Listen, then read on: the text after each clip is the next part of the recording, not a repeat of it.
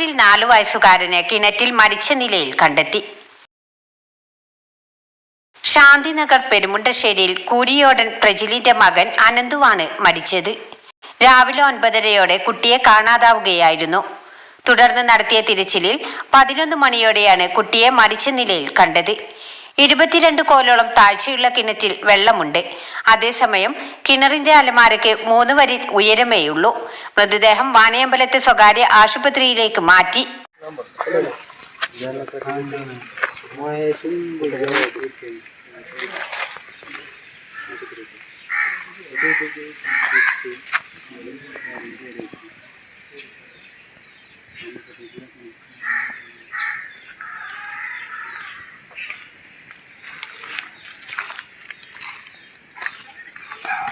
News bureau, Pandikkad.